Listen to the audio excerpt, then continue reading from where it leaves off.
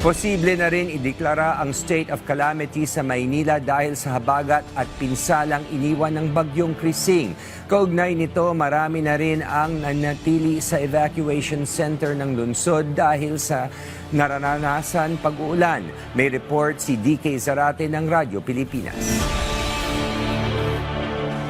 Dahil sa malawakang pagbaha sa lungsod ng Maynila, bukas inaasahan na magdedeklara ng State of Calamity si Manila City Mayor Isko Moreno. Layo ng deklarasyon na mapabilis ang emergency response at pagbibigay ng agarang tulong sa mga apektadong residente sa lungsod. Patuloy pa rin ang pagbuhos ng ulan dito sa lungsod ng Maynila. Baha pa rin ang ilang mga kalsada at delikado ang sitwasyon sa gilid ng mga creek at dagat. Dahil dito, napilitang lumikas ang mahigit sa 3,000 residente na ngayon ay nananatili pa rin sa 22 evacuation center.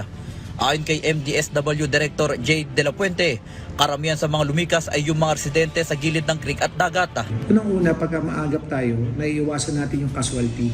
Sa evacuation center sa Atienza Elementary School, Baseco, Maynila, sinusuri ng Health Department ang lagay ng kalusugan ng mga evacuees. Binibigyan din sila ng vitamina at mga gamot. Kaninang umaga, nagbigay na ng order o utos si Yorme Isko Moreno, si Mayor Isko, na ang Manila Health ay tutulong na at gagamutin yung mga may karamdaman, bibigyan ng vitamina yung mga matatanda, at the same time, yung mga dapat dalhin sa ospital, bukas yung mga 6 na ospital natin dito sa Maynila. Nagpasalamat naman ang mga residente sa national at local government sa mga pagkain at iba pa nilang pangangailangan na natatanggap.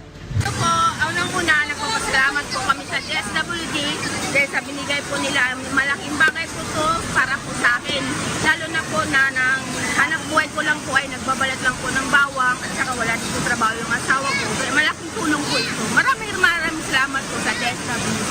Ang national government, particular ang DSWD national, nakamonitor ngayon.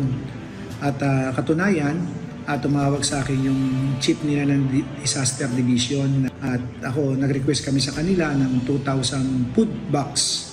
2,000 na food box yun nakakahon na ipamimigay sa mga biktima at particular din yung mga ibang napinsala ng bagyo dito sa Maynila. Mula rito sa Baseco, Maynila para sa Integrated State Media, DK Zarate ng Radyo Pilipinas, Radyo Publiko.